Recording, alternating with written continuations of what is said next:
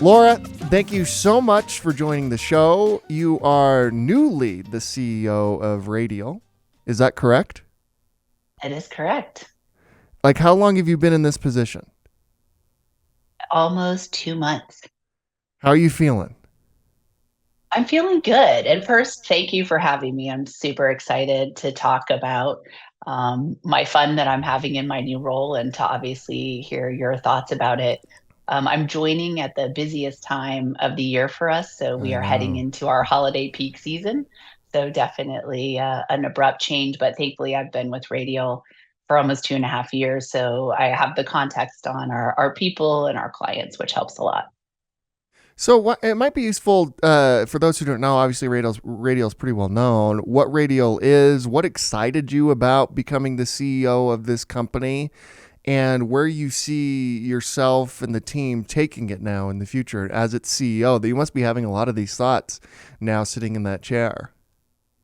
Yeah, absolutely. If I think about Radial's history, right, Michael Rubin founded the company GSI Commerce in 1998 with the thought of people weren't really doing a lot to sell online at that time. And so, how could we offer a solution that was really seamless from click to delivery in terms of the customer experience? And that's really what we do today, right? So, from the moment that customer clicks to buy something online, we are routing that order through our systems, handling the payments that are needed, making sure that gets to the right warehouse location to get put into packaging and sent to that customer's point of delivery. So it really remains that focus. Now, you would say 1998 was a long time ago. So clearly, what I'm thinking about is how have we evolved over the years and how do we need to keep evolving with the changes that have happened since then? How has your day changed and your focus changed going from COO to CEO over the past 2 months? It's a great question. And I've actually reached out to others who've gone through that experience because when you're in operations, it's 24 by 7. You hear about this went great, this is broken. Of course, that always happens on Friday nights or through to Sunday nights. And that changes, right? Because my team of very capable operators have stepped up to fill those roles, and so I find myself spending a lot of my time thinking about next year. So focused on peak, but what's next year look like? What does the week after look like? But you really have to be disciplined about that because, of course, as a former COO, it's going to be very easy for me to jump back into those operating details. Yeah, yeah, I'm sure. How do you think about leadership and leading the team and setting a culture at Radial now? I don't know that that has changed really. So I know I saw one of your broadcasts where the person talked about self leadership. And Mm-hmm. so I really think as a leader, a lot of what we do is that shadow of a leader, right? That comes from Sid Delaney in terms of you want to behave in a way that others see as a role model of leadership. You want to demonstrate caring because you do care as a leader and you want to understand that whole person. So it probably hasn't changed other than I'm thinking even more strategically about that today than maybe I was, a few weeks ago. Yeah, that's interesting.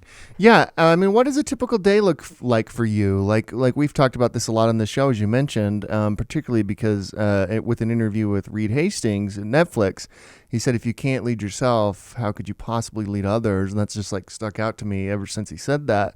And I wonder, how do you lead yourself, and what does a typical day look like for you?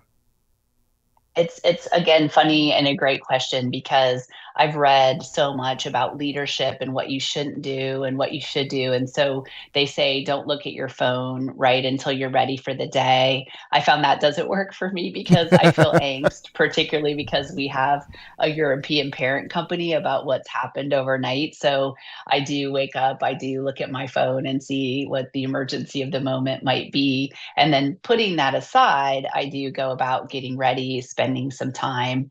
I've tried meditation, again, something that people say is really important. And I find my mind is very active. And so it's kind of easier to let that run and just jot down some thoughts. I'm also a big preparer. So the night before, when I'm finishing up, I will have already kind of known what my day will look like. And so that helps me kind of step into the day. Now, of course, everyone knows that the day never goes as planned. So, 25% of unexpected to deal with, but really it's trying to set aside that time where I'm focusing on the strategic, I'm connected with the people. For me, the best time is being with our people. So because we have physical locations, I get the opportunity to do that with our sites and our site leadership. And I gain so much energy from being able to be on the floor with our teams. I'll be doing that for the next couple of weeks as we're going through peak, particularly.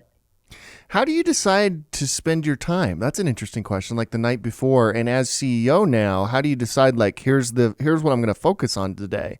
Because I'm sure you could get lost in a lot of details. Yes. I really say, where do we need to go for 30 days? Where do we need to go for 90 days? And where do we need to go for a year? So, as I'm thinking about my day, I try to get away from tomorrow, the next day, and the next week, but really setting those time buckets because you're right. Again, it'll be super easy to go back to the role that I had just a short time ago. And by allowing myself to say it's still important what's going to happen in the next 30 days, but I also need to be setting those longer time horizons, and those buckets help me. I'm also very deliberate about creating things that I really want to accomplish and then focusing until they're done. So I'm not the kind of person that might do 12% of everything and then go back through the list. I would rather, to the extent possible, spend that time focused and full mind share on the things that I need to get done. How do you think of AI now, as everyone's thinking about AI, every single company? And I wonder how it affects Radial. That's actually a really interesting question. I'm sure you guys are thinking about that. How are you thinking about AI? What do you think of the future of AI? How do you think it disrupts Radial and even beyond? That's another great question. We have a lot of use cases, right? Obviously, we're a customer client service focused organization, so we'll be able to use AI to make sure that the solutions that we're offering are pointed to our clients in the right way, that we understand their needs. But I think even more importantly, we'll be able to use it, I think, to enrich the experience of our people. And I've spoken about this before, that we have a multilingual population that comes from all types of geography and socioeconomic circumstances. And so using AI to train people differently, to onboard them differently, to be able to adjust to, if they're navigating through, we use these RF devices, if they're navigating through and they're getting lost, automatically prompt them how to get back on track without waiting until a supervisor has to come over and do that physically. So you're really enabling them to be more successful and to do that real time so that their ability to perform is enhanced, because we're hopefully be able to interact with them in their native language, but we're also able to translate what we do into steps that are more simple to execute, right? I think we've made some things in warehousing so complicated that it just is tough to come in, to a new role and get up to speed right away. The other conversation that's kind of dominating most companies and most leaders right now is this whole work from home, virtual, hybrid. Should people be in the office? Should they not? Obviously, Radial is a little bit different because you got like the warehouse part of the business. But I wonder like how you've thought about work from home and this whole debate that's happened post COVID about the appropriate amount of time to be in the office. So I've really landed on, and you hit it on the nail on the head when you talked about the warehouses. People are like, we want to work from home, and I'm like, well, that doesn't really work for 25 of our locations where we need people to come to work every day.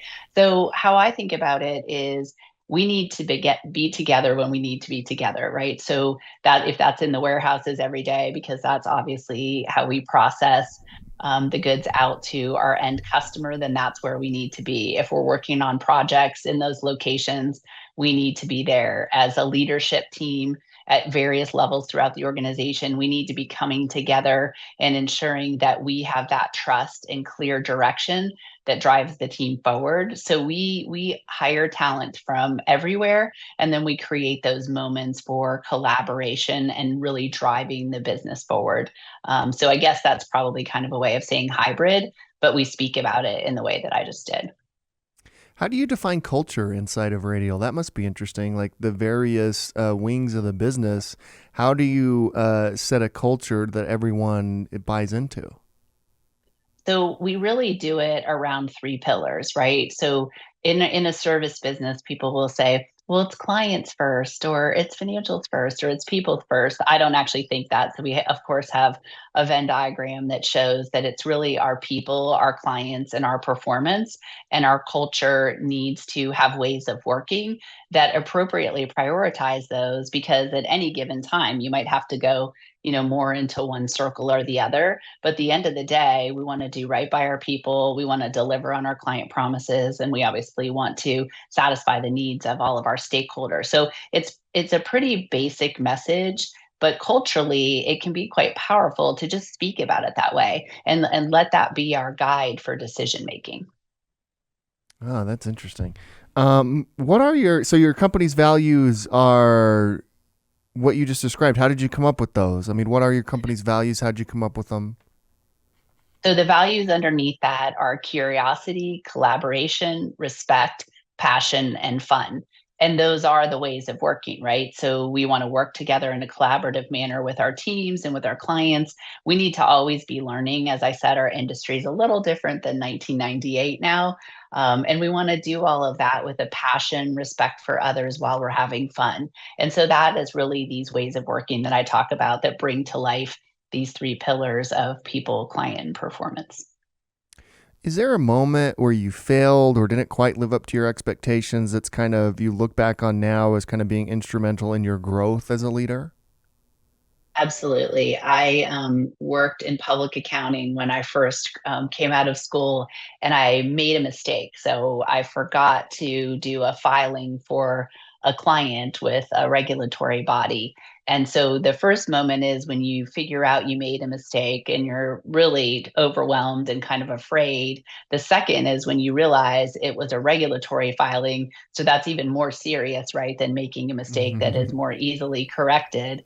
But the third was going to a manager who was appropriately stern about making the mistake, but also a part of finding the solution. And so I think that sometimes, people want to get engaged in finger pointing when you make a mistake. And it really helped me learn that you need to acknowledge there was a mistake, figure out how we're not going to do it again, and then make sure that you fixed it, right? So those are, if you think about everything in that way, then you it's a teaching moment, right? It's a teaching moment, and generally it can be fixed. Now that one was a little painful to fix, but we were able to do it.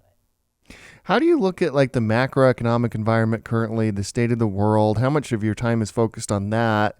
Because kind of every leader has to focus on that to some degree nowadays versus internal, let's all stay focused.